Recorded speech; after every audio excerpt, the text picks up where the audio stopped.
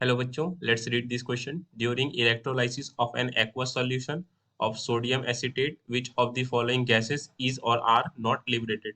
इस क्वेश्चन में हमसे पूछा जा रहा है कि जब हम aqueous solution of sodium acetate का इलेक्ट्रोलाइसिस कराते हैं तो इनमें से कौन सा गैसेस लिबरेट नहीं होता है. This is not liberated.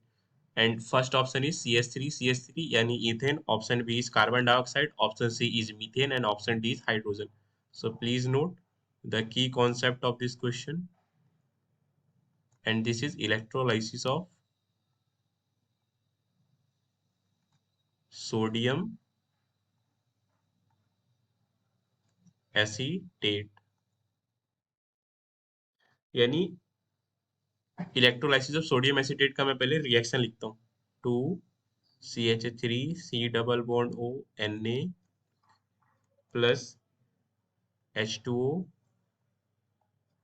In the electrolysis. तो ये हमें देता है CH3 plus 2NaOH plus H2. तो ये ओवरऑल रिएक्शन है सोडियम एसिटेट के इलेक्ट्रोलाइसिस का. नाउ लेट्स चेक कि इंडिविजुअल कैथोड और एनोड पर क्या होता है. एट एनोड इस प्लेस पर होता है हमारा ऑक्सीडेशन. तो जो नेगेटिव पार्ट है सोडियम एसिटेट का यानी एसिटेट आयन, ये एनोड पर एक इलेक्ट्रॉन को लूज करता है, जिसकी वजह से यहाँ पर हमें मिलेगा एक acidic radical dot. And then यहाँ से हमें ये जो बॉन्ड है ये स्प्लिट होता है CH3 में, और C डबल बॉन्ड O यानी ये CO2 के फॉर्म में रिलीज हो जाता है, और यहाँ पर से ये बॉन्ड फिशन के बाद एक रेडिकल CH3 में आता है.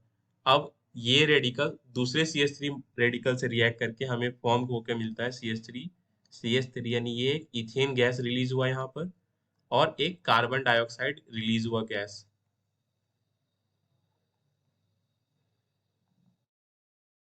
एंड एट कैथोड यहाँ पर होता है हमारा रिडक्शन.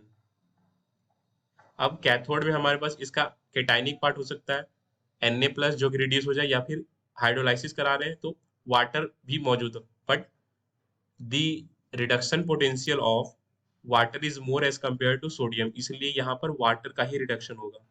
तो ये इलेक्ट्रॉन जो इसने लूज करा था, अब ये इलेक्ट्रॉन इसमें गेन होगा, जिसकी वजह से वाटर का रिडक्शन होगा. और यहाँ पर से लेट से ये इलेक्ट्रॉन के गेन के बाद ऑक्सीजन पर आ गया रेडिकल. तो अब यहाँ पर से ये बॉन्ड स्प्लिट होगा, होमोलिटिक होमोलिटिकली क्लीव होगा, और यहाँ पर से एक रेडिकल OH के पास और एक रेडिकल हाइड्रोजन के पास जाएगा, जिसकी वजह से यहाँ पर हमें OH माइनस आयन दिखेंगे और एक H रेडिकल दिखेगा, और ये H रेडिकल दूसरे H रेडिकल से रिएक्ट करके हमें हाइड्रोजन गैस रिलीज करेगा एट कैथोड.